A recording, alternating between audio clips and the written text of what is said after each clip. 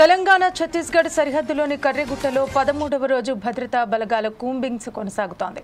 Maoist ప్రధాన స్థావరాల్లోకి చొచ్చుకెళ్లేందుకు బలగాలు ప్రయత్నాలు ముమ్మరం చేస్తున్నాయి.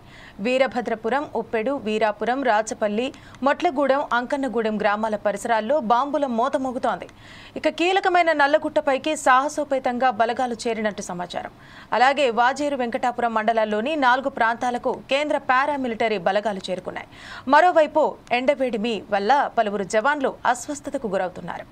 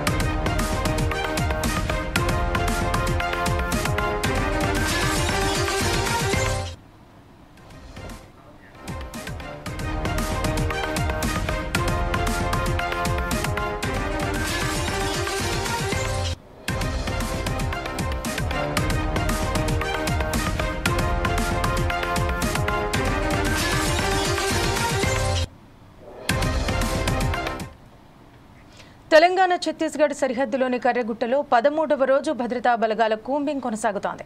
మావోయిస్టు ప్రధాన స్థావరాల్లోకి చొచ్చుకెళ్లేందుకు బలగాలు ప్రయత్నాలు ముమ్మరం చేస్తున్నాయి.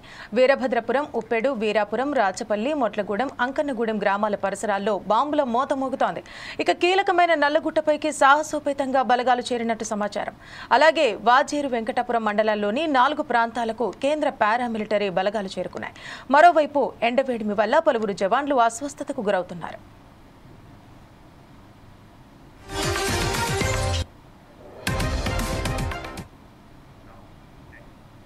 ఇక దీనికి సంబంధించి మరింత సమాచారం మా వరంగల్ కరెస్పాండెంట్ సుధాకర్ మరింత సమాచారం అందిస్తారు. సుధాకర్, చెప్పండి.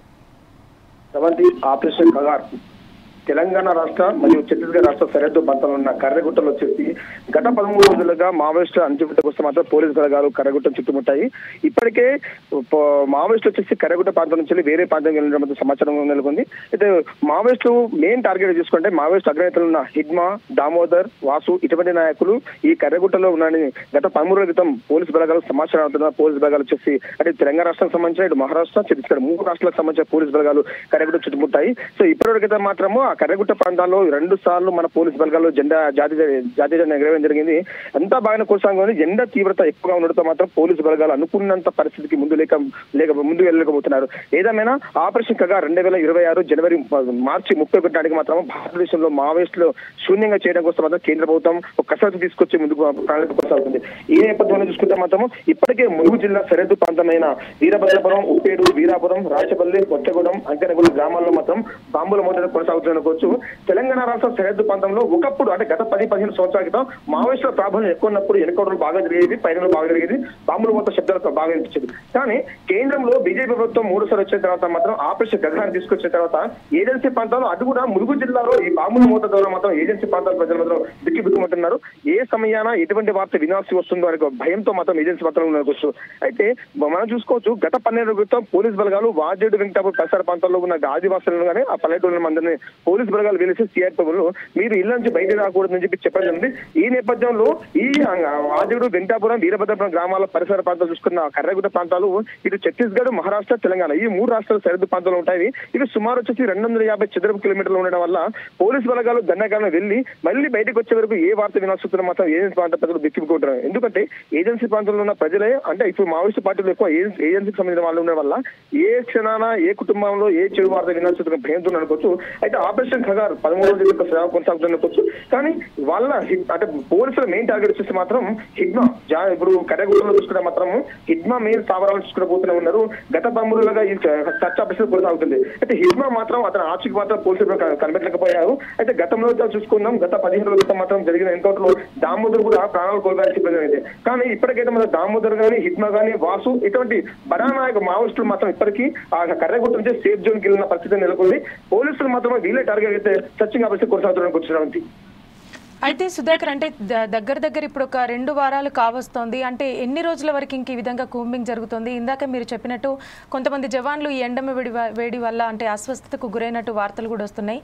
ఇంకా ఎన్ని రోజుల వరకు సాగుతుందంటారు?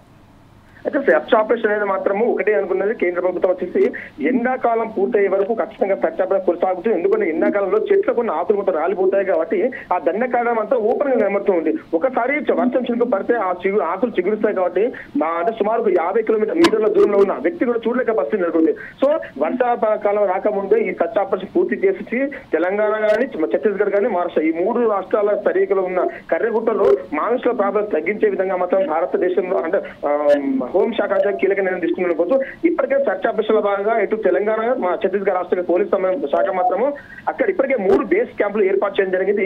ఈ 3 బేస్ క్యాంపుల సర్కిల్ లో చూసుకుంటే సుమారు 50 కిలోమీటర్ల తరుణంలో ఈ 3 బేస్ క్యాంప్ పెట్టడం జరిగింది. కానీ అక్కడ అడవి ప్రాంతం చూసుకుంటే మాత్రం సుమారు 250 చదరపు కిలోమీటర్లు ఉండడం ద్వారా మరికొంత పైకి కర్రెగుట్ట పైకి వెళ్ళడం మాత్రం సుమారు ఇంకో 45 కిలోమీటర్ల పైకి వెళ్తేనే ఆ కర్రెగుట్ట సామర్థ్యాన్ని రీచ్ అవుతారు పోలీసు యంత్రాంగం. అయితే పైకి వెళ్ళడం మాత్రం ఎండ ఉష్ణోగ్రత శాతం ఎక్కువ ఉండడం మాత్రం పోలీసులు పైకి వెళ్ళలేని పరిస్థితి నెలకొంది. ఏదేమైనా మరో 15 రోజుల్లో ఈ ఆపరేషన్ ఖగాన్ని విజయవంతం చేస్తామని చెప్పి పోలీసు శాఖ చెప్పడం జరుగుతుంది. కానీ పైకి వెళ్ళడానికి మాత్రం పోలీసులు అంటే అనుకున్న సామర్థ్యం వెళ్ళలేకపోతున్నారు అనుకుంటున్నామండి.